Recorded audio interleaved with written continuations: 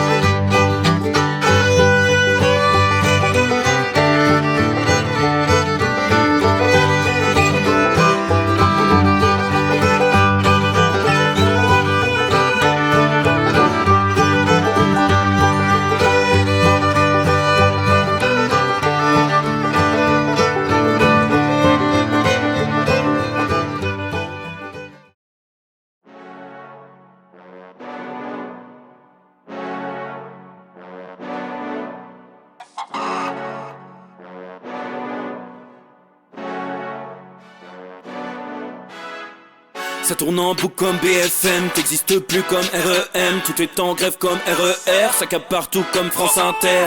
Faut pas croire tout ce qu'on dit à la télévision. Merci YouTube pour la liberté d'expression. C'est pas la vérité absolue, c'est de l'info et de l'actu. Si t'as un doute sur le contenu, check les sources ou le nombre de vues. C'est pas la vérité absolue, c'est de l'info et de l'actu. Si t'as un doute sur le contenu, check les sources ou le nombre de vues. Calme-toi Dimitri, la force tranquille, ça tape dans le mille. De midi à minuit, t'es comme les mensonges comme des quilles. Depuis qu'il y a des séances publiques, je veux plus au cirque mais à l'hémicycle. Scandale politique et médiatique, pour rien rater il faut que tu cliques. Mec c'est Rémi, le meilleur du pire en ligne de mire. Aucun parti pris, que des avis bien réfléchis. J'suis encore bourré comme un Polac, donc j'pensais voir Laurent Ournac. J'crois que j'suis toujours à côté de la plaque, mais en politique j'sais qui est le crack. Ouais j'sais qui est le crack. Juste milieu. J'crois que j'sais qui est le crack. Ça lit des kilomètres de presse pour faire un résumé express. Ça charbonne comme un chinois avec la qualité d'un bavarois. On sera en retraite après notre mort, on sera bouffé par l'inflation. Dans le doute je vais voter Voldemort pour les prochaines élections. Passe de la country à la drill sans transition. C'était pas une bonne idée de me confier cette mission. Si t'aimes pas, dégoûte pas les autres. C'est pas moi qui le dis, moi je suis le roi des pauvres. Pour réfléchir j'ai qu'un euro, mais au moins je tomberai pas dans la fraude. Je le prononce Mittel, comme Angela Merkel. Désolé, je fais ce que je peux, je trouve ma répartie chez Lidl. Des enquêtes exceptionnelles, pas de langue de bois et de l'humour. La revue c'est juste mensuel, les vidéos c'est juste tous les jours. Ouais c'est juste tous les jours. Juste milieu. Regarde ça tous les jours. Juste milieu. Désolé pour mon manque de répartie. Je sais même pas ce que je débite. C'est dur la géopolitique. Ou un peu comme ma République. Ma République, non? C'est dur la République quand même, non? Ouais? Non? Ah non, c'est mou, non? Ouais, les mecs se font chier, on dirait un peu. Ouais, c'est un peu mou. Enfin, ça dépend dans quel pays. Ouais. Bah, j'y connais pas grand chose, moi. Et c'est quoi une démocratie déjà?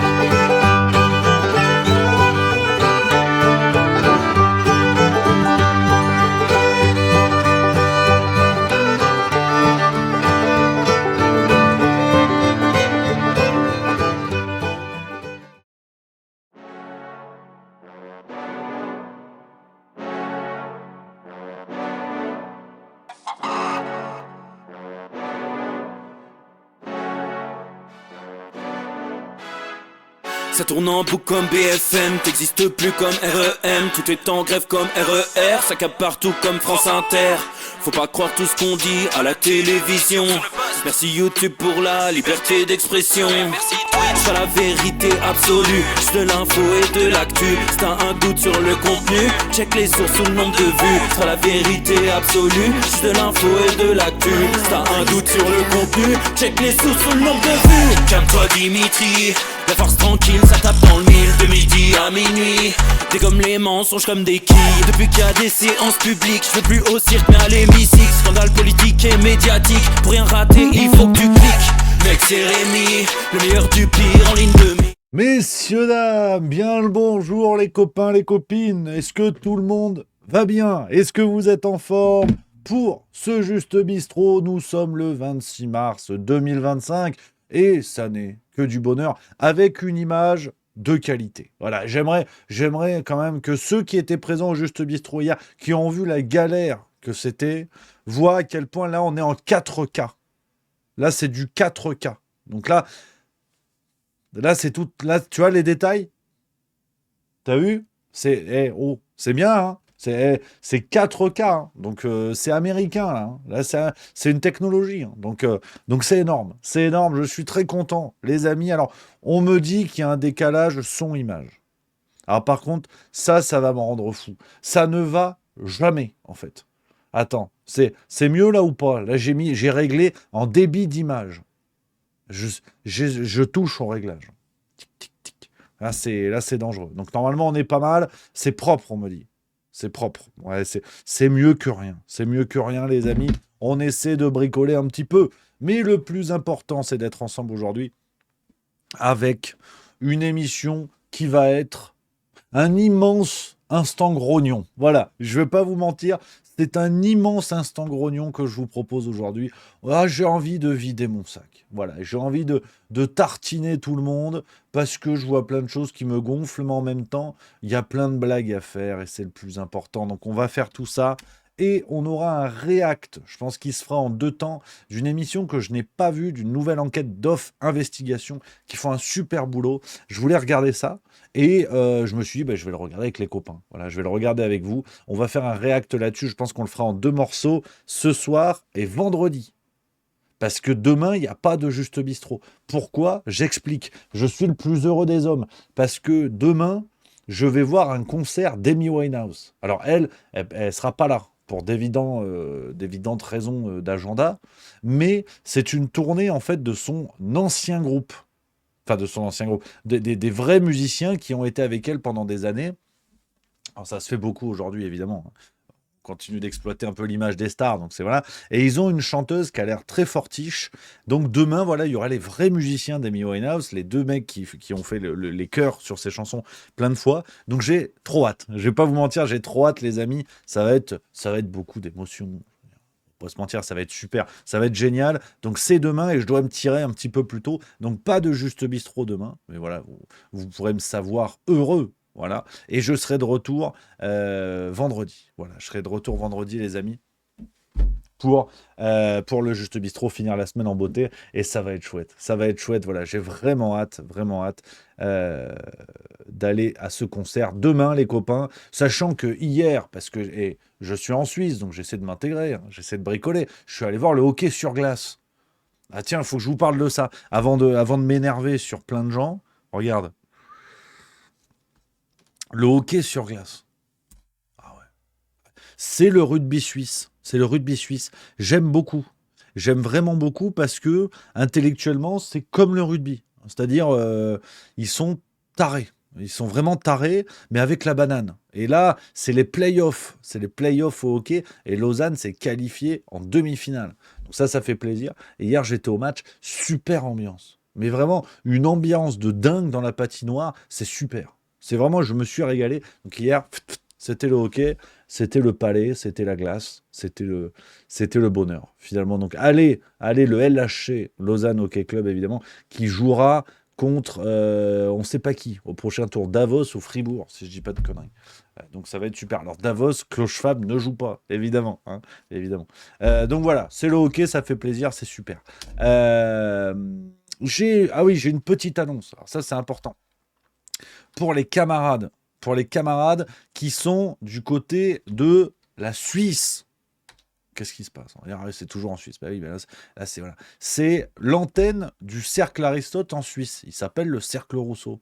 Et ça fait plaisir. Ils sont sympas comme tout. Et je vais faire, et c'est la première fois dans ma vie, donc je suis content de vous partager l'info, les amis, une conférence.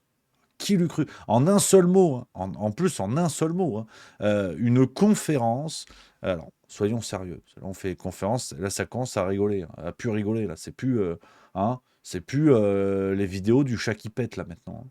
Là, t'as vu, il y a une affiche, hein. Là, regarde, j'ai l'air sérieux là. Là, je suis pas sérieux, mais là, je suis sérieux.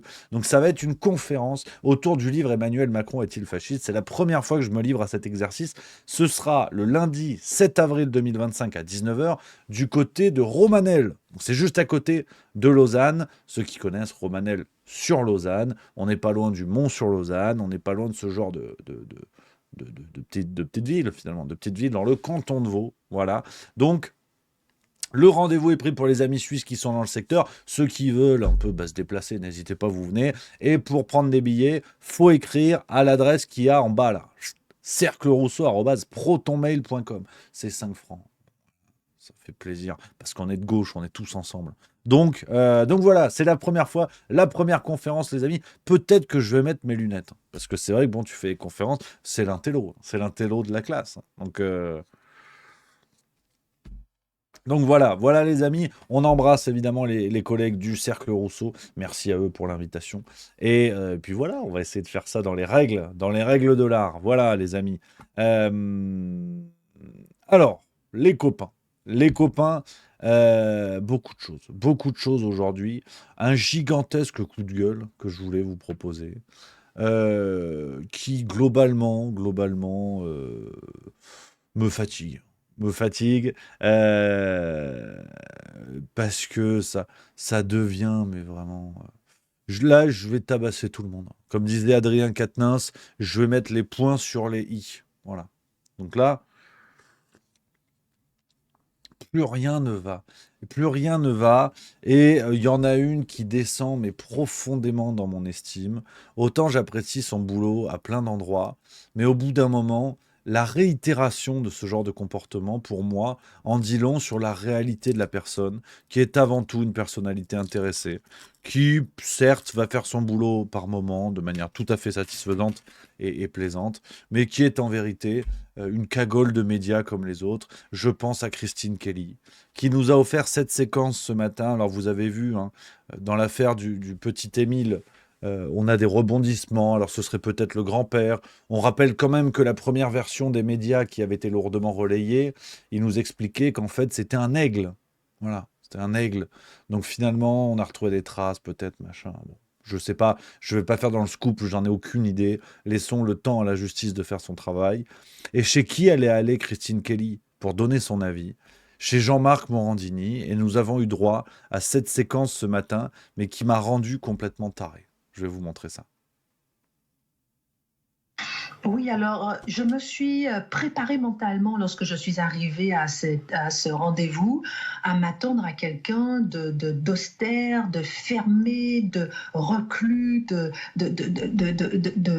peut-être de violent, puisque c'est ce qu'on lisait partout. Et sans préjuger de rien, je ne peux pas savoir si j'étais accueillie par un criminel ou pas, ou par quelqu'un qui était victime. Je n'en sais rien. Je suis arrivée avec la plus grande neutralité possible. J'ai été accueillie avec le sourire. J'ai été accueillie avec le sourire, et c'est lui et son épouse qui sont venus m'accueillir dès la voiture, en souriant, en étant vraiment très agréable. Alors, ça ne peut préjuger de rien. Ça ne veut pas dire peut-être qu'il cachait ou pas. Je ne peux préjuger de rien. Mais on ne peut pas dire qu'en les voyant comme ça d'un premier abord, ce sont ni des gens qui voulaient cacher quelque chose, ni des gens qui voulaient peut-être montrer ou démontrer quelque chose. C'était agréable. Ils ont voulu me mettre à l'aise. Ils m'ont installé à leur table, présenté tous leurs enfants. Seuls deux n'étaient pas là, dont la mère du petit Émile. Et on a déjeuné ensemble et c'était très agréable. Pas d'ambiance de terreur, pas de bruit et d'enfants qui chahutent non plus.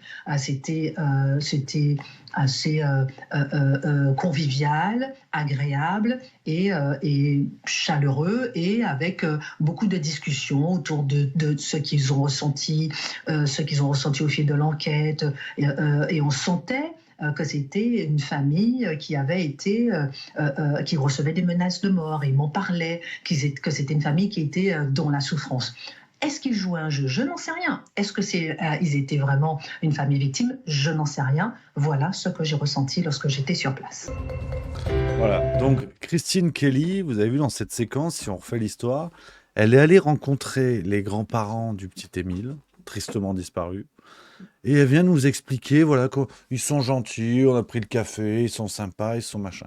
Tout ça sur le plateau de Jean-Marc Morandini, accusé de corruption de mineurs, dont l'inscription au fichier des agresseurs sexuels va être officialisée. En tout cas, ça a été le cas en deuxième instance. Là, il se pourvoit en cassation. On rappelle que sur cette affaire de corruption de mineurs, son jugement de première instance a été aggravé. Là, maintenant, on nous dit oui, mais il est présumé innocent. Attendons la décision en cassation. Donc, là, on a donc Christine Kelly, qui est une sorte de Jeanne d'Arc de l'information. Quand vous écoutez les suceurs de l'extrême droite, là, on va distribuer.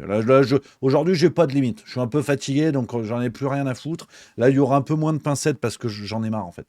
L'aveuglement volontaire, ça commence à me gonfler sévèrement.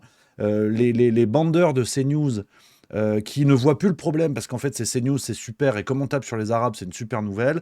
Vous avez aujourd'hui Christine Kelly qui se la joue l'enquêtrice comment elle s'appelle, inspectrice pleurniche, tu sais, je déboule, je te mets un peu d'émotion, je fronce les yeux parce que ce que je te dis est super sérieux. En fait tu nous racontes que tu allais prendre le café potentiellement chez un type qui a assassiné son petit-fils, potentiellement, laissons l'enquête faire son boulot, et ça sur le plateau de Morandini. D'accord, ok. Et donc critiquer CNews, c'est vouloir les censurer. Ah oui, d'accord, ok, pardon. Ah, d'accord, donc en fait, on peut plus critiquer CNews, vous avez un pédocriminel à l'antenne, et ça va très bien. Et tout roule, ça dérange personne. Et il faut absolument rien dire, parce que sinon, ce serait faire partie du système.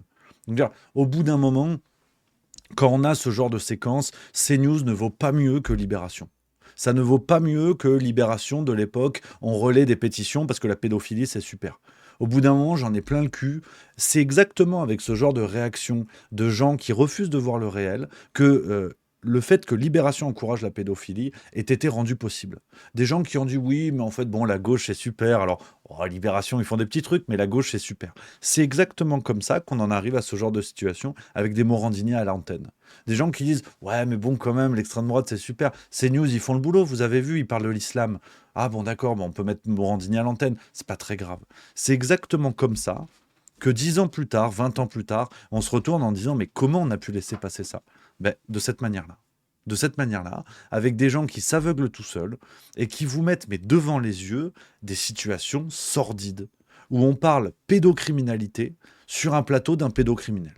Bon, voilà. Après, ceux qui considèrent que dire cela, c'est vouloir faire taire Zemmour, Knafo, Bolloré ou Hanouna, c'est pas grave, on ne sera pas d'accord, et bon, le débat est là, et débattons, il n'y a pas de problème.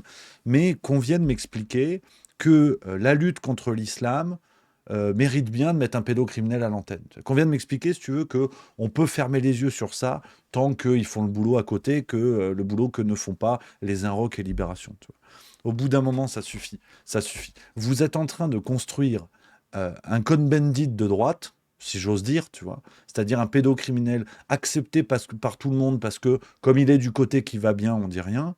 Et 20 ans plus tard, vous viendrez chialer en disant « Ah déjà, on s'est fait baiser politiquement parce que Zemmour et Knafo, c'était des escrocs, et Bardella pareil, et puis en plus, on a toléré des pédocriminels. » Donc ça suffit, ça suffit. Et ça m'a rendu fou, honnêtement. Ça m'a rendu fou, cette séquence. Mais vraiment, je suis abasourdi par la capacité d'auto-conviction des gens, la capacité d'auto-aveuglement, où tu as encore des types qui te disent « Ouais, mais en fait, juste milieu, il a changé, parce qu'il fait partie du système, il s'en prend à Hanouna. » c'est vraiment ça. Ah ouais, juste milieu, il a changé parce qu'il tape sur Knafo et Zemmour. Mais Zemmour, je vous spoil parce que c'est la farce tranquille ce soir. Je vais vous montrer la séquence que j'ai mise dans la farce tranquille d'un récent propos de Zemmour sur la réforme des retraites. Où on nous explique, ouais, Reconquête, en fait, il parle des vrais problèmes des gens. Reconquête, c'est ceux qui vont secouer le système, machin et tout. Regardez ce qu'a dit Zemmour le 20 mars sur BFM TV. Que c'était une manœuvre de la 4ème République pour faire durer le gouvernement et pour détacher le PS de LFI. Ça a très bien marché. Voilà, c'était ça le seul objectif. Maintenant, sur le fond, cette discussion est une pure folie. Je veux dire, revenir à 62 ans comme âge de la retraite, comme le veulent le Rassemblement national et LFI, coûterait, je crois, 10 milliards d'euros, alors qu'on a plus de 150 milliards d'euros de déficit, et que, en plus, nous sommes le pays qui travaille en temps global, je dis bien, parce qu'il y a des gens qui travaillent beaucoup, mais en temps global, en temps de travail global de la population, nous sommes le pays d'Occident et d'Europe qui travaille le moins. Donc évidemment, pour réarmer, mais pas seulement, simplement pour redevenir compétitif, parce que nous ne le sommes plus. Nos déficits commerciaux l'attestent. 100 milliards de déficit commercial par an.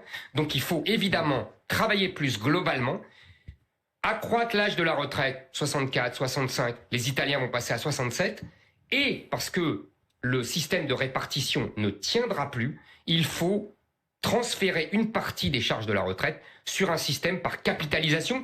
Voilà. Donc, et lui, donc Reconquête, eux, avec Sarah Knafo, hein, la team Rocket du yaourt à 8 euros, eux, en fait, ils sont anti-système. Ah, d'accord. Ah, je l'avais pas vu. Je l'avais pas vu sous cet angle-là. Parce que ce que dit Zemmour, Macron, ça le fait bander. Hein. Faut quand même savoir. Hein. Le gouvernement n'ose pas dire la moitié de ça parce qu'ils savent que ça peut déclencher une crise. Et Zemmour, il déboule et il trouve quand même des gens qui vous expliquent que eux, ils sont anti-système. Et que ce discours-là, c'est anti-système. Ah, d'accord. Ok. Ok, ouais, non, mais sans aucun doute. Sans aucun doute. Mais évidemment. Évidemment. Donc, si vous voulez, toutes ces situations-là, ça fait plusieurs semaines qu'on parle de ça, où je prends des pincettes pour essayer de contenter les uns les autres et tout. Je commence à en avoir plein le cul. Mais vraiment plein le cul. Parce que vraiment, tout est devant nos yeux. Quand tu vois Christine Kelly qui vient chialer chez Morandini autour d'une affaire du petit Émile, d'ailleurs, dont on ne sait rien en vérité. On ne sait rien. D'ailleurs, elle a une position qui est quand même très curieuse de venir expliquer que le grand-père apparemment accusé, c'est quelqu'un de très sympa. Tu sais, les fameux reportages, quand tu as un accusé dans une affaire, tu vas interviewer le voisin. Non, non, mais une fois, il a sorti son chien, il souriait, tu vois. Christine Kelly, déjà, sa démarche est plus que suspecte. Genre, comment elle interfère dans une enquête en cours en expliquant qu'elle a bu le café chez le type et qu'il était gentil. Déjà, ça n'a aucun sens. Et ça, sur le plateau de Morandini. Et vous allez quand même avoir des gens qui, d'un côté, vont vous dire « Ah, Brigitte Macron, c'est un scandale, c'est la normalisation de la pédophilie », et de l'autre côté, vont vous dire « Ah oui, mais si tu tapes sur CNews, en fait, tu fais partie du système. » Allez vous faire cuire le cul, qu'est-ce que vous voulez que je vous dise? La normalisation de la pédocriminalité ne s'arrête pas à Brigitte Macron, en fait. C'est aussi de dire j'aime bien CNews et je refuse qu'on touche à Morandini parce que j'aime bien CNews. Vous pouvez bien aimer CNews, c'est pas ça le sujet. C'est juste de au moins avoir l'honnêteté intellectuelle de reconnaître qu'il y a un problème ici. Après, peut-être qu'ils font un super travail sur d'autres thématiques, que Christine Kelly a fait un super boulot sur plein de thèmes, mais en l'occurrence, elle vient faire sa chialeuse sur, sur une affaire pédocriminelle sur le plateau d'un pédocriminel. Ce qui n'enlève rien au reste. On a le droit d'avoir une pensée qui n'est pas binaire. C'est pas l'un ou l'autre, tu vois. C'est un peu les deux. C'est compliqué, tu vois. Et ça me rend fou, en fait. Ça me rend fou de voir ça. Je me plains pas et ça fait partie du jeu, c'est très bien. Mais je vous l'ai déjà dit il y a une semaine, j'ai jamais ramassé autant de critiques qu'en m'en prenant à Hanouna et Knafo. Mais quand je vois tout ça, je me dis, ben, j'ai bien fait de le faire, tu vois. J'ai bien fait de le faire parce que vous allez manger chaud. Ceux qui ne prennent pas au sérieux le fait de dire, soyez quand même prudents, parce que ce que vous prenez pour des affaires, comment dire, ce que vous prenez comme des attaques faites à Knafo, faites à CNews, des attaques du système contre des paroles dissidentes, quand vous allez comprendre que c'est exactement le même système que celui qui se cache derrière des Macron, des Glucksmann et compagnie, ça va vous faire drôle, parce que vous avez défendu ce que vous détestez en vérité. Donc c'est ça que je trouve très très curieux. Il y a Blueby3 qui dit dans le chat, et c'est intéressant, qui dit « Rémi, je suis pas d'accord, on ne sait pas si c'est pédo pour Émile, si, d'où le terme pédocriminel. C'est un crime destiné, un crime porté sur un enfant, étymologiquement. C'est pour ça que pédocriminel est plus large que pédophile. Ou pédophile, tu as une notion, celui qui aime les enfants, c'est un peu sympatoche, à la Matzneff, tu vois. À partir du moment où vous commettez un crime sur un enfant, c'est un acte pédocriminel. On ne sait pas qui l'a fait, mais c'est un acte pédocriminel. C'est pour ça que ce terme me semble important. Donc, mais je suis d'accord avec toi, je n'ai aucune idée de qui l'a fait, c'est pour ça que je suis prudent là-dessus depuis tout à l'heure. Mais le terme de pédocriminel n'inclut pas forcément l'aspect sexuel. Ça peut être un crime avec une arme à feu ou un crime sexuel comme un viol, par exemple.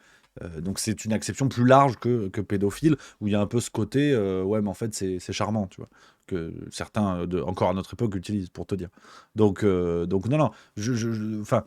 Ces affaires-là, moi, me fatiguent un petit peu. Je ne vais même pas remettre le couvert sur Hanouna parce que voilà, j'ai dit ce que j'avais à dire là-dessus. Bon, voilà, moi, quand on me dit tu critiques Hanouna, tu fais comme le système. Bon, si on considère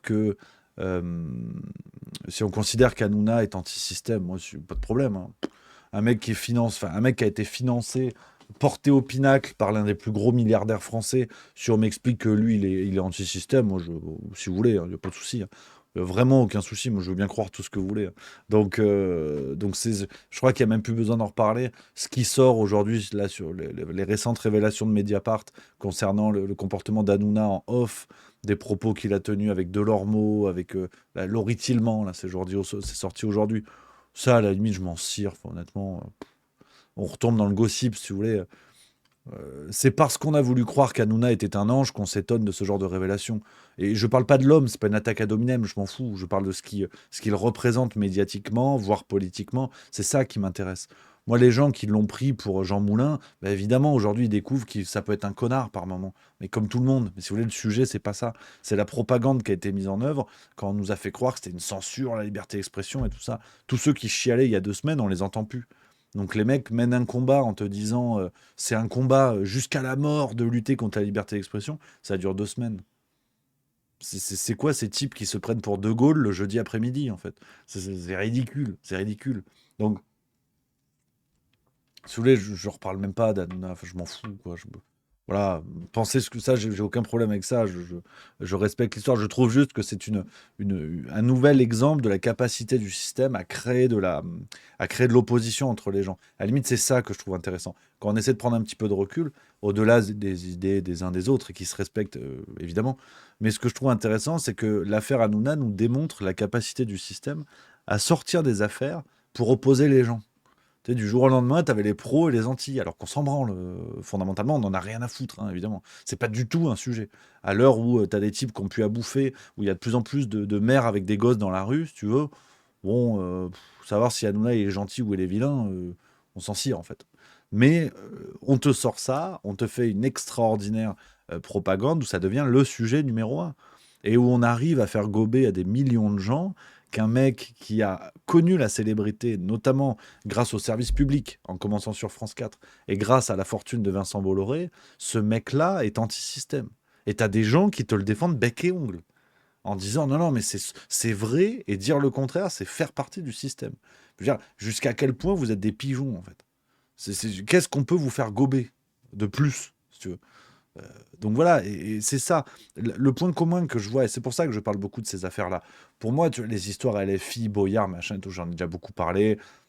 Pour la plupart, ils sont abrutis, et c'est même leur théorie politique. Ils ont théorisé le fait de faire du buzz sur leurs conneries.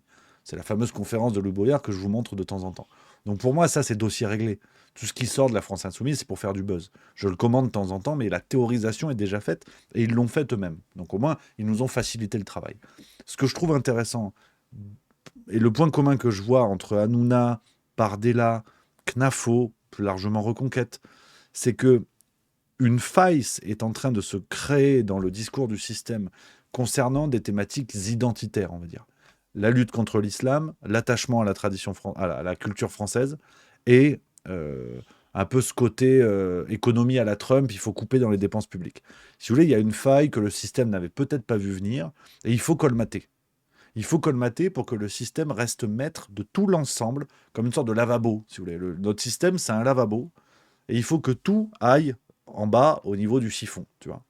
Mais quand tu as une faille, l'eau, elle peut se tirer, elle peut aller au mauvais endroit. Et la faille, en ce moment, c'est ce discours-là. La lutte contre l'islam qui redevient à la mode, on ne sait pas trop pourquoi, le discours économique à la Trump et la lutte contre l'antisémitisme. En gros, des thématiques nouvelles qui créent une faille que n'avait peut-être pas prévu le système. Et il faut colmater. Donc, on va chercher la pâte à fixe qu'il faut. Et en ce moment, la pâte à fixe, c'est Reconquête, c'est Bardella, ce genre de personnages qui n'existent pas en vérité, qui n'ont pas vraiment de carapace intellectuelle, qui ont été sortis à la hâte. Donc, ils n'ont pas eu le temps le système n'a pas vraiment eu le temps de fabriquer ces gens-là. Donc, Knafo, dès que vous regardez un peu son parcours, ben vous vous dites, putain, mais on est loin de ce qu'on nous vante. Bardella, c'est pareil. Ils n'ont pas encore eu le temps de nous le mettre dans le rôle de l'homme providentiel. Donc, quand tu regardes Bardella, tu te dis, mais attends, en fait, il est complètement con, le gars, il a à peine le bac.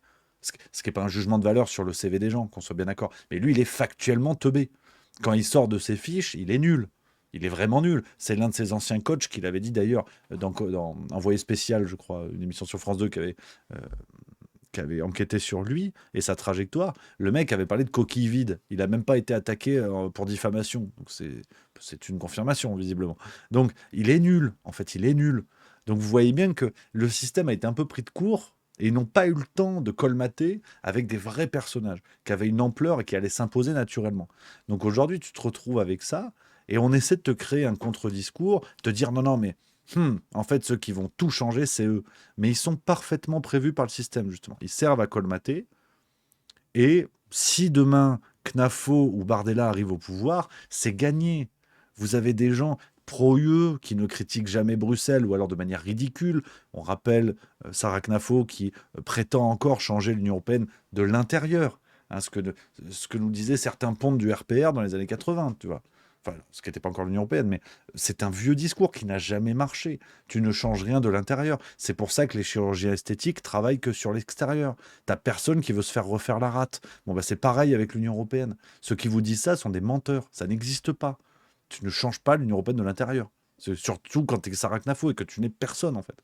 Tu fais 5,4 aux européennes. Donc tu vas rien changer. Ce que tu vas changer, c'est le prix des yaourts dans les palaces pour en trouver des plus chers, peut-être. Mais c'est tout. Donc je pense qu'il y a un point commun dans ces affaires-là. On s'en fout des individus, on s'en fout des affaires sur un plan isolé. Ce qui est intéressant, c'est ce que notre système cherche à colmater. Regardez dans cette direction-là. Et ils sont prêts de l'autre côté. Si ça retourne vers le côté gauche progressiste, comme c'était le cas, on va dire, avec le mandat Biden, par exemple, ils sont prêts. Ils ont des Karim Bouamran, ils ont des Raphaël Glucksmann, ils sont prêts, si vous voulez. Le système a déjà préparé, a mis sur la ligne de départ que des gens d'apparence différente, tu l'accordes comme tu veux, mais qui en vérité servent les mêmes intérêts quand vous prenez un peu de recul. Et c'est là que je trouve que le plus intéressant se situe ici dans l'analyse. Donc ne nous cassons pas la tête avec le reste, regardons ce qui doit être regardé et gardons la tête froide. Voilà ce que je voulais vous dire les copains sur ça. Hein. Évidemment. Et tu vois, une autre réalité à voir dans nos médias, les journalistes sont des glands. Pour certains, pas tous, bien évidemment. Regardez sur France Info, ça c'était il y a 2-3 jours. Quitter pour quelques secondes, donner la parole à Daïk à propos de propos qui ont été tenus sur notre antenne. Vous voulez faire un rectificatif? Oui, des propos que j'ai tenus moi sur l'antenne tout à l'heure. J'ai dit que des cris morts aux juifs avaient été entendus lors de ces manifestations samedi. Ce sont des témoignages qui sont partagés sur les réseaux sociaux. Mais les réseaux sociaux ne constituent pas une information en soi. Or, pour l'instant, aucune vidéo certifiée ou examinée va dans le sens de ce que j'ai dit et aucun journaliste de France Télévisions n'a constaté ça sur place samedi. Donc j'ai été imprudent, c'est même un euphémisme, j'ai manqué de discernement et j'ai pas mesuré ma parole, ce qui est grave dans un sujet comme ça extrêmement abrasif. Donc je tiens à présenter mes excuses auprès des organisateurs des manifestations de samedi. Voilà, donc le mea culpa est sympa, faut quand même reconnaître, ça c'est vrai. Mais voilà où on en est, quoi. Aujourd'hui, des éditorialistes, des journalistes, quand même, sérieux, te relaient à la rage des trucs comme ça. Ces gens-là qui font la leçon sur la lutte contre les fake news. Alors, il faut reconnaître les mérites à ce monsieur de faire son mea culpa, faut quand même pas déconner, pas taper tout le temps dessus. Quand ils disent des conneries et qu'ils ils font pas d'excuses, on se plaint. Quand ils font des excuses, on va pas se plaindre non plus. Donc bravo à lui. Mais voilà le niveau de sérieux du truc, quoi. Alors, quand on pense à ceux qui relaient ce genre de dinguerie et qui s'excusent pas, ça fait peur. Ça fait peur. Mais c'est le jeu, hein, c'est le jeu de la vie. Donc voilà, les amis. Ce que je voulais vous dire sur tout ça, dites-moi un peu ce que vous en pensez, les copains. Un peu votre regard aussi à vous sur ce qui se passe, sur ces événements. Dites-moi un petit peu, les amis. Voilà, ce que vous en pensez. Regarde, j'ai vu un message. Il nous a dit quoi? Attends.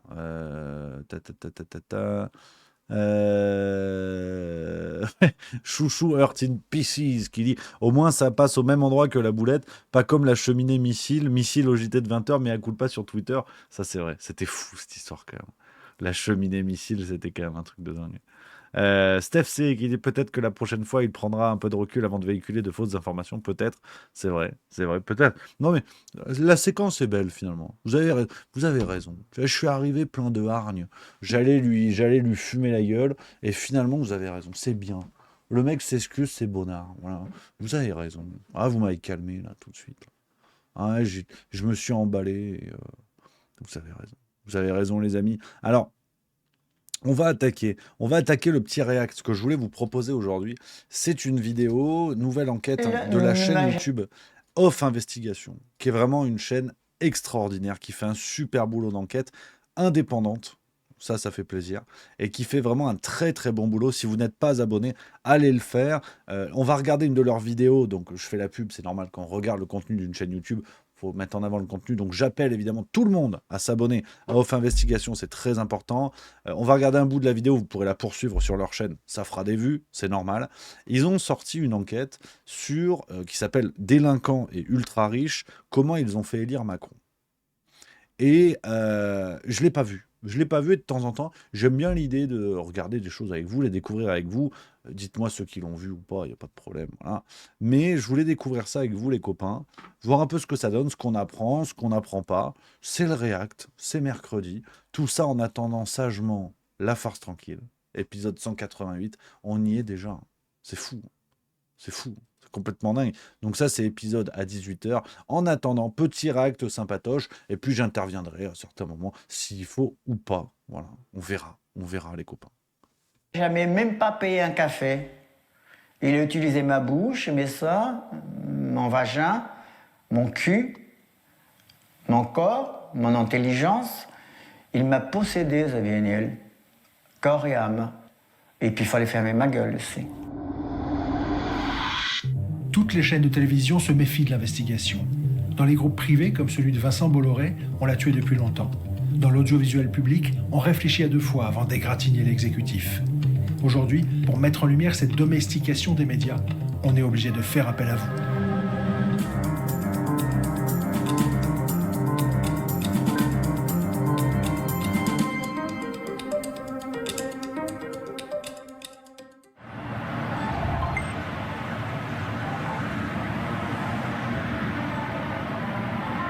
Quelques mois après l'élection de François Hollande, tous les dimanches soirs vers 20h, un balai de taxis s'arrête devant l'Élysée. Dans le plus grand secret, des sondeurs et communicants stars de la place de Paris ont rendez-vous au cœur du palais présidentiel.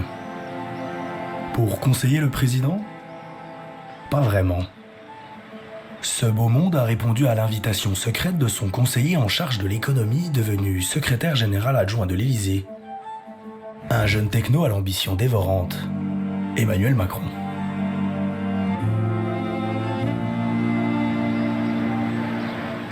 Tous les dimanches soirs, dans l'aile est du palais, lui et Brigitte échangent à bâton rompu avec leurs discrets visiteurs. Ismaël Emélien, étoile montante du géant mondial Havas, l'agence de com de Vincent Bolloré. Franck Louvrier, ex-DIRCOM de Nicolas Sarkozy à l'Élysée, devenu pilier de Publicis. Un autre géant de la com. Philippe Grandjean, ex-DIRCOM du cabinet de conseil Capgemini. Et Brice Teinturier, patron de l'Institut de sondage Ipsos.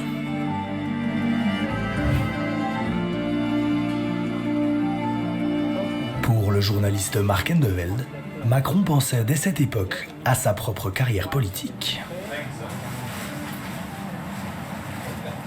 Dès 2013, il organisait des réunions avec des communicants ou des patrons, des grands patrons, à l'Élysée même, dans le dos de François Hollande, pour préparer justement son ambition politique future. Et même si ce n'était pas dit aussi clairement, déjà, dans sa tête, il visait la présidence de la République, et peut-être dès 2017. Selon ce conseiller de l'Élysée qui a eu vent de ces discrètes réunions, Macron pressentait dès 2013 que Hollande ne briguerait pas forcément un second mandat.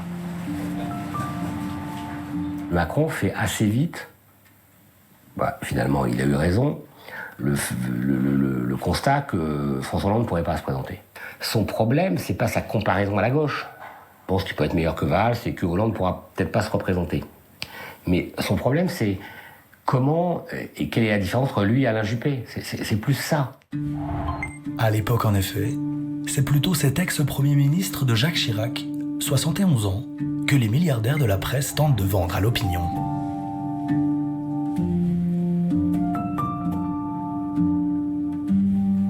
À 36 ans, l'ex-banquier d'affaires Macron est lui inconnu des Français.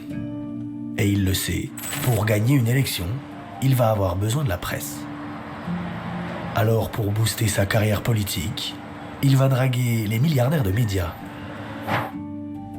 Martin Bouygues, magnat du BTP et de la téléphonie qui règne sur l'empire TF1, dont le 20h est suivi tous les soirs par 6 millions de Français.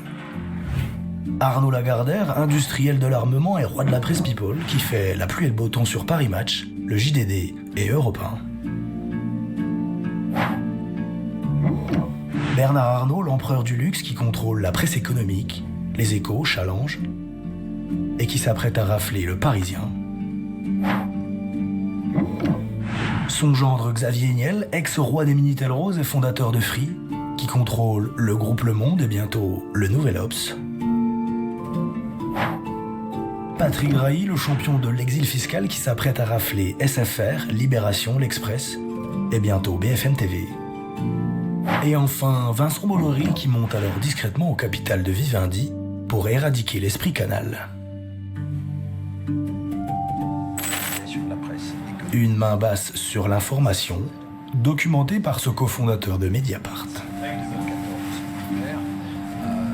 Des milliardaires qui ont pour particularité de ne pas avoir la presse pour métier. Donc des milliardaires qui viennent de l'armement, du luxe, de la téléphonie, viennent non pas dans des logiques industrielles, mais dans des logiques d'influence, croquer les journaux, les médias les uns après les autres.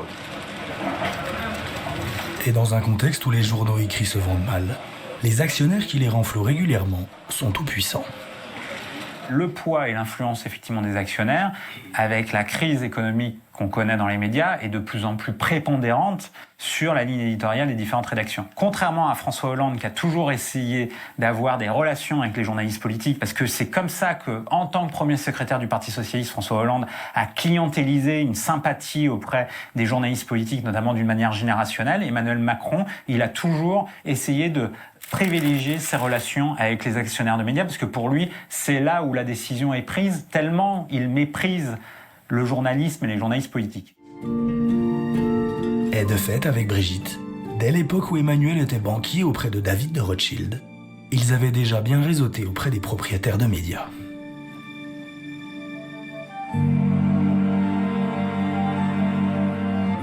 C'est vrai que on va voir si je pense que le reportage va aborder certaines choses par rapport à ça, mais je suis de plus en plus intrigué, voire bluffé par, je fais une petite interruption là-dessus, par la manière avec laquelle la trajectoire d'Emmanuel Macron se dessine. Parce qu'il y a ces éléments-là, effectivement, la séduction des milliardaires, il va chercher les actionnaires plutôt que les journalistes, mais il y a quand même un truc que je tiens de la lecture de ce bouquin. Je vous en ai déjà parlé, je crois, il y a quelques jours. Il faut que je prépare dans le Juste Bistrot, je vous préparerai une analyse un peu plus poussée avec tout ce que je me suis noté, de ce que je voulais vous dire, parce qu'il y a beaucoup de choses très intéressantes. Et bon, vous le savez, je suis le dossier, alors je ne le connais pas par cœur, évidemment, mais je suis le dossier Macron sur pas mal d'angles. Mais ce bouquin, ça a un peu fait déborder le vase. Je pense qu'il y a un truc de l'ordre de la magie, de l'incompréhensible. Alors, je ne suis pas devenu taré, vous inquiétez pas. Mais avec Emmanuel Macron, tout se goupille bien tout le temps. C'est-à-dire que rien ne lui résiste. Il a un pouvoir de séduction sur les individus qui revient dans quasiment tous les bouquins qui parlent de sa trajectoire, de biographie jusqu'à des bouquins plus politiques. Il y a un élément qui revient souvent concernant Emmanuel Macron, c'est sa capacité de séduction, notamment auprès des personnes âgées, des personnes au-delà de 60-70 ans. C'est extraordinaire. Cet élément-là, je l'avais déjà beaucoup lu dans d'autres ouvrages, mais vraiment, il y a quelque chose que je ne comprends pas. Avec ce bouquin, il y a beaucoup de révélations. On apprend pas mal d'angles morts qu'on ne connaissait pas, de zones d'ombre qu'on ne connaissait pas franchement sur l'ascension d'Emmanuel Macron, jusqu'à ces 2 stages, par exemple, qu'il fait dans des endroits pas du tout prisés. Il séduit tout le monde. Et il retombe tout le temps sur ses pattes, mais même sur des trucs qui n'ont rien à voir. Quand il fait un stage dans la préfecture de l'Oise, si je dis pas de conneries, alors que tout le monde s'en fout, il va rencontrer un multimillionnaire, voire milliardaire, qui s'appelle Henri Herman, qui est celui qui va le présenter à Jacques Attali. Je suis en train de bosser là-dessus, je vous ferai une synthèse de ce bouquin, les amis, parce qu'il y a des choses très intéressantes. Mais vraiment, je commence à me dire qu'il y a quelque chose de l'ordre de l'incompréhensible Alors après, libre à chacun de trouver une interprétation. Est-ce que c'est la chance? Est-ce qu'on peut parler peut-être même jusqu'à l'ésotérisme? Est-ce qu'on peut parler de hasard? Est-ce qu'on peut parler d'un mec qui est juste bon, qui a les capacités? Je sais pas. Pour moi, toutes les interprétations peuvent être sur la table. Mais c'est assez extraordinaire. Rien ne lui résiste. Absolument rien. Et encore aujourd'hui, je veux dire, Macron est un mec qui peut faire absolument ce qu'il veut. La justice ne lui résiste pas, ses opposants ne lui résistent pas. C'est assez extraordinaire. C'est vraiment extraordinaire. Et ce documentaire va peut-être revenir là-dessus, mais la séduction qu'il a faite avec les plus grands milliardaires français, tout est là-dedans. Il n'y a aucun milliardaire français qui est contre lui. Alors peut-être Pigasse et encore, bon, mais il les a tous dans sa poche. C'est extraordinaire. Je pense que le documentaire va creuser un peu ça.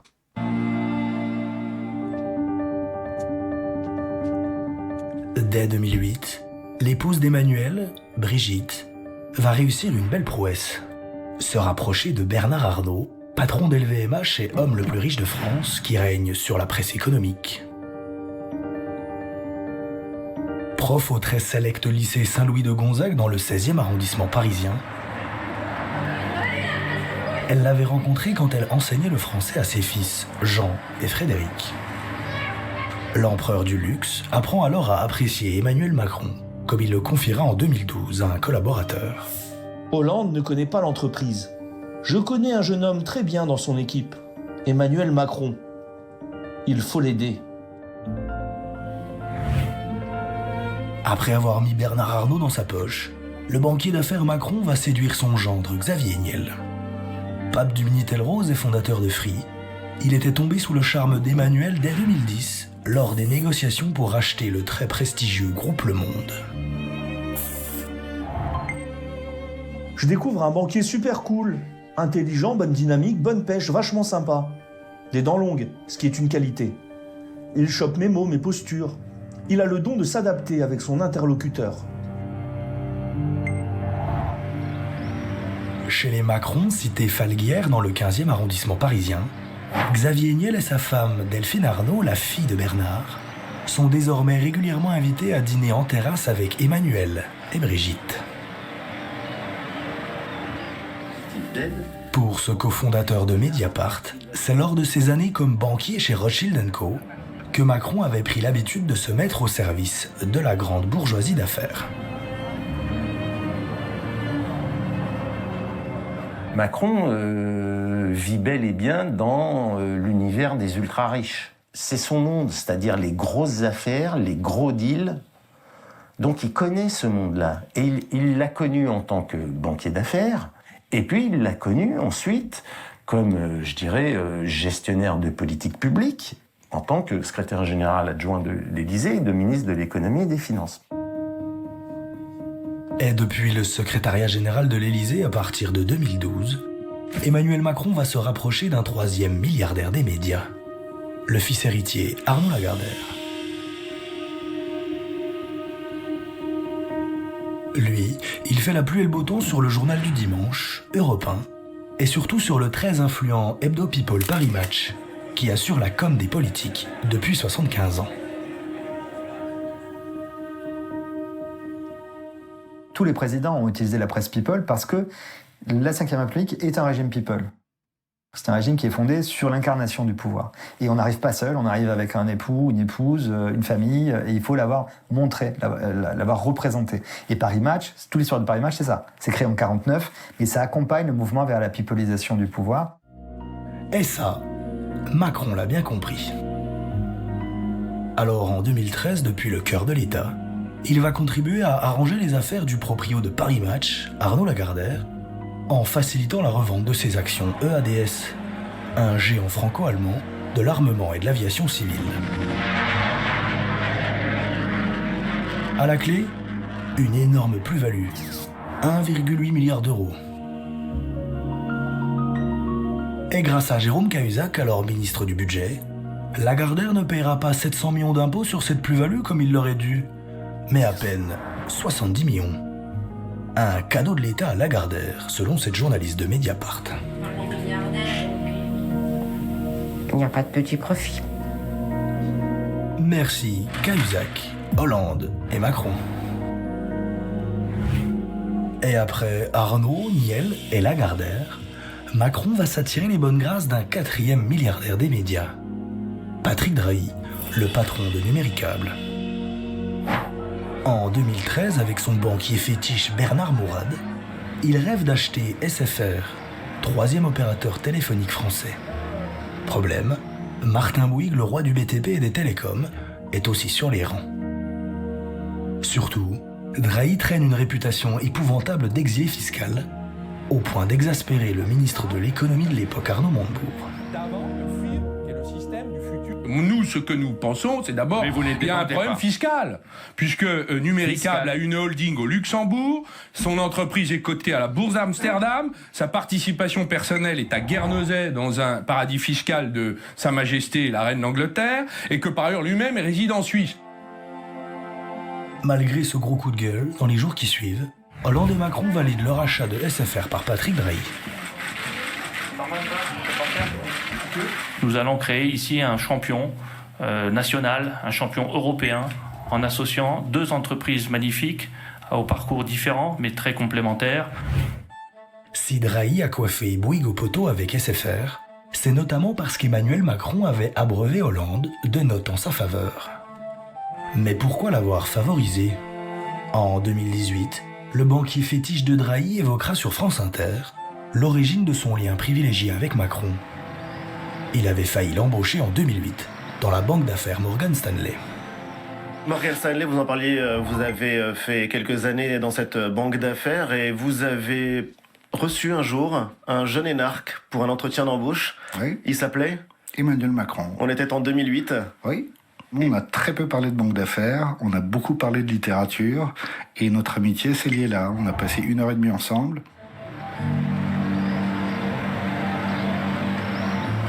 Pour ce sociologue qui vient de publier un ouvrage remarqué sur Macron, ce dernier aimait dès cette époque jouer les lobbyistes du privé.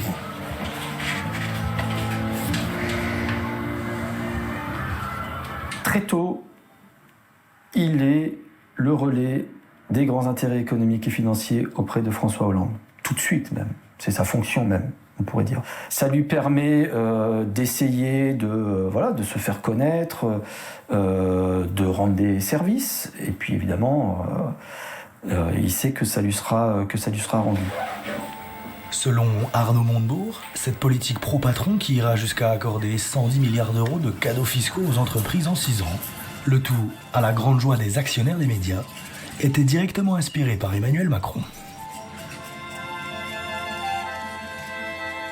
C'est pour ça qu'Hollande l'avait embauché. Il l'avait embauché pour me bordurer. Tout simplement. Bon. Ce qu'il a fait d'ailleurs avec talent. Vous avez affaire à des gens qui considèrent que le libre exercice du marché est meilleur que l'intervention de l'État.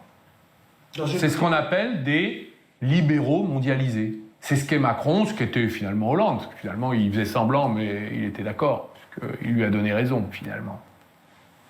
Il l'a nommé à ma place. C'était pour faire ça. Et il l'a fait. Et le 27 août 2014 à Bercy, quand Arnaud Montebourg est remplacé par Emmanuel Macron, les Français découvrent pour la première fois ce collaborateur de l'ombre si influent et si libéral.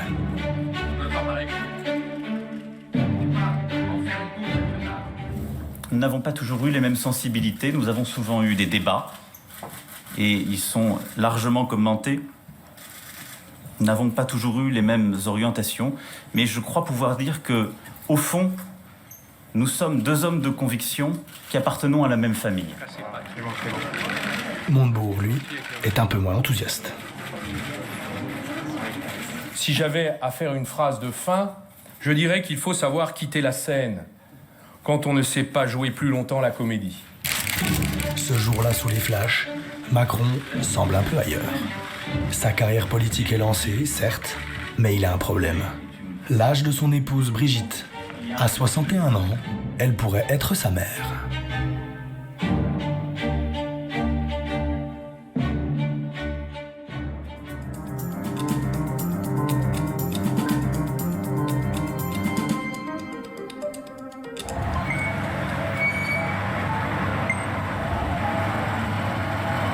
Emmanuel et Brigitte se sont rencontrés à Amiens quand il était en 3e au collège de la Providence. Mariée et mère de 3 enfants, elle est sa professeure de théâtre. Encore une dernière chose avant que je vous relâche. Je voudrais que vous montrez-moi comment maintenant, comment vous courez sur scène. Vous allez courir. À 38 ans, entre 2 répétitions, elle va tomber sous le charme de son élève. Alors qu'Emmanuel, ici dans le rôle d'un épouvantail, n'a que 14 ans, elle va entamer avec lui une relation amoureuse. Porte jusqu'ici. Le chariot de la terre. Problème, une personne ayant autorité comme un professeur n'a pas le droit d'entamer une relation intime avec un élève de moins de 18 ans. En France, c'est une infraction pénale.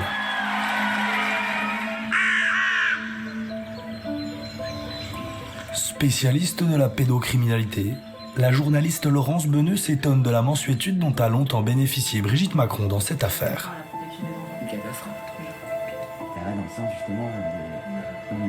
Brigitte Macron aurait pu être poursuivie à l'époque. Ah bah elle aurait dû.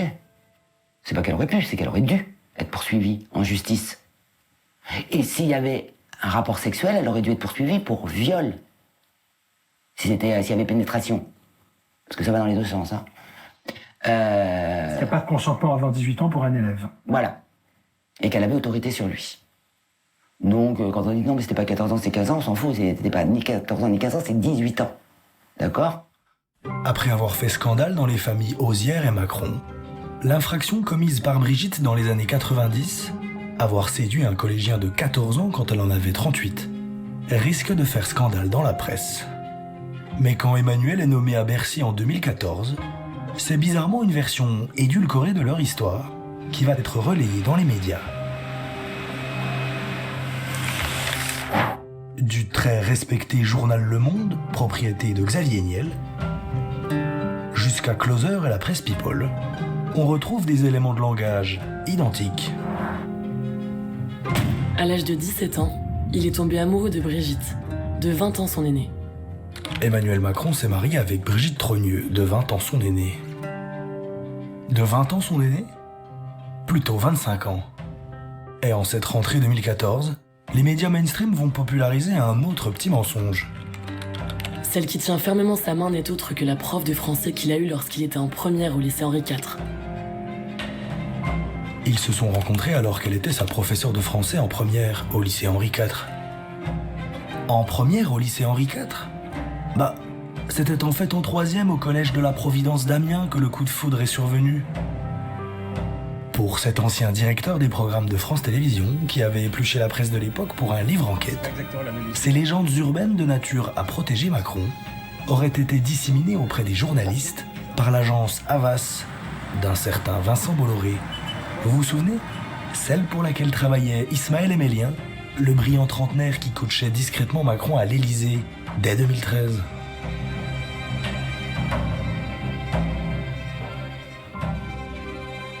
Si on invente cette légende, s'il y a des communicants, quand c'est le métier, et dont je sais qu'ils appartiennent au groupe Havas, c'est pas par hasard, c'est parce qu'il faut construire un personnage. C'est-à-dire que dès 2014, il y a l'idée que ce garçon va certainement jouer un rôle assez important dans la vie politique française. Pour qu'on monte un truc pareil, avec des bobards pareils, avec une écriture d'une pseudo-biographie inventée, on n'a jamais fait ça pour personne.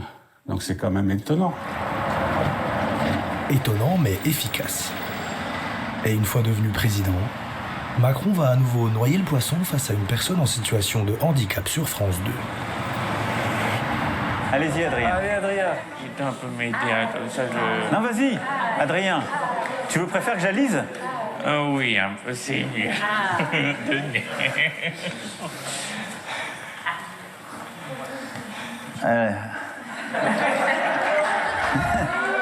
Je la lis pour tout le monde ? Non, ne sois pas contrarié. Il est le président, il doit montrer l'exemple et ne pas se marier avec sa prof.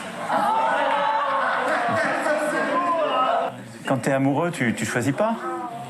C'est pas bien, tu crois ? C'est pas facile. Elle n'a pas été vraiment ma prof, elle était ma prof de théâtre. Ah. C'est pas tout ça compte pas pareil.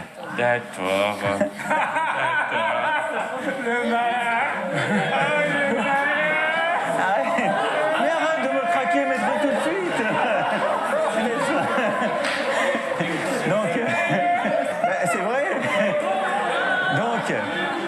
Donc c'est pas, tu vois, c'est pas comme la prof de maths ou de...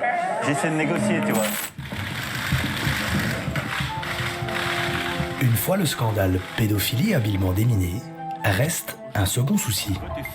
7 mois après sa nomination à Bercy, France...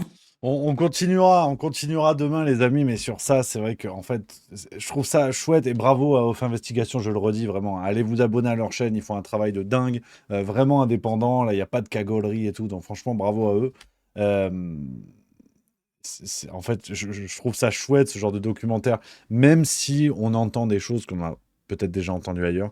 Le fait de tout agglomérer, de tout mettre ensemble, tu te dis, mais putain.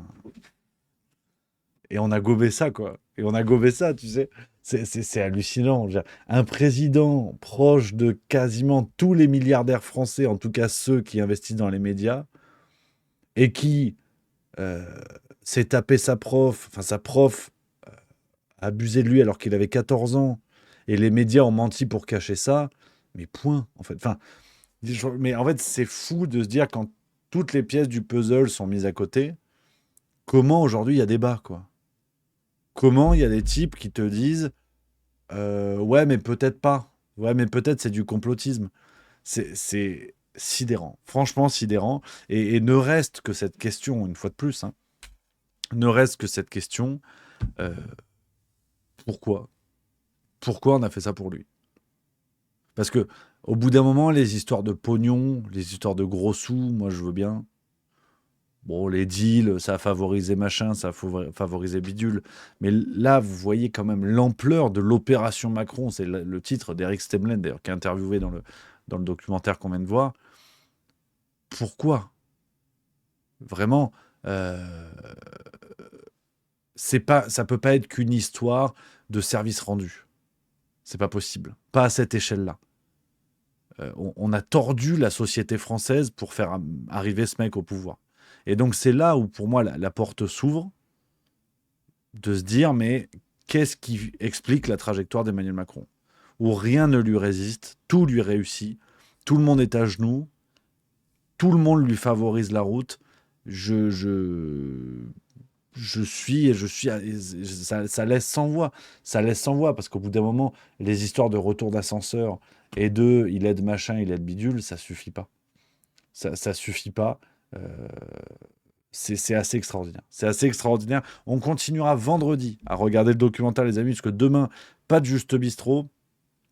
Breaking news, l'info qui vient de tomber, hein, vraiment tout s'enchaîne et on l'avait pas vu venir. BFM TV à 16h41. Pierre Palmade est détenu dans une prison de Bordeaux depuis le début du mois de décembre. Eh bien, l'artiste va peut-être sortir de prison. En tous les cas, Mathias Tesson, la justice lui a donné gain de cause sur sa remise en liberté. Oui, en fait, pour vous refaire un petit peu la chronologie de tout ça, dès son incarcération, c'était en décembre dernier, Pierre Palmade, via ses avocats, avait fait parvenir à la justice une demande d'aménagement de peine, ses avocats estimant que son état de santé nécessitait qu'il ne fasse pas de détention, qu'il ne se trouve pas en prison, et expliquait à cet égard qu'il pouvait tout à fait purger sa peine sous bracelet électronique. Ce débat-là a eu lieu lors d'une audience, c'était le 11 mars dernier, devant un juge d'application des peines qui a examiné l'humoriste ainsi que ses avocats pour entendre leur doléance. Et la décision effectivement a été prise cet après-midi par 3 magistrats, par 3 juges d'application des peines, d'accepter la demande de remise en liberté sous bracelet électronique de Pierre Palmade. Cependant, on ne peut pas dire pour l'heure qu'il va bel et bien sortir de prison tout de suite. C'est une subtilité juridique intéressante. Si jamais, et il le peut, le parquet fait appel de cette décision de remise en liberté sous bracelet de Pierre Palmade dans les 24 heures, eh bien cet appel sera alors suspensif et Pierre Palmade, le temps que cet appel soit examiné, resterait alors en détention. Pour savoir tout cela, eh bien il faut attendre une prochaine communication. Voilà, hein, donc on est en route pour le livre biographie, on est en route pour le nouveau spectacle, comme je vous l'avais annoncé, une fois de plus, quoi, sur Palmade. Enfin, voilà, ça boucle l'émission, ça boucle parfaitement le Juste Bistrot de ce soir, les copains. Merci à Dans ton milieu qui a offert un sub à Célesto Moldave, ça fait plaisir. Quelle émission les amis, c'est que du bonheur, c'est que du plaisir. Alors nous, on ne va pas se quitter comme ça, ben non, vous en doutez les amis, on va se retrouver à 18h. 18h c'est farce tranquille les copains, nouvel épisode où on y va plein badin, sur la lutte contre l'antisémitisme dans les médias qui devient un cirque pindaire. Et bien d'autres choses. C'est le thème du Juste Bistrot ce soir, de la farce tranquille, pardon. Ce soir à 18h sur YouTube. N'hésitez pas à partager un petit peu de partout, les copains. C'est vrai que cette histoire de Palmade, c'est caricatural tellement c'était prévisible. Je vous l'avais dit, sauf erreur, que jamais il irait au bout de sa peine. Il trouverait une raison pour le sortir en bracelet. Et la biographie, je donne pas un an avant qu'elle arrive. Voilà, je prends le pronostic. Avant mars 2026, on a droit au livre et ou au retour sur les planches. J'ai merdé, tu sais, un truc sympa. Et puis voilà les amis. On va se retrouver vendredi le Juste Bistrot les amis, parce que demain je suis pas là, je vous ai expliqué les raisons. Vendredi, on finira la semaine ensemble et ça va être que du plaisir. Voilà, je vous embrasse, passez une excellente soirée, bonne farce tranquille et à vendredi. Vive la rigolade et vive la France.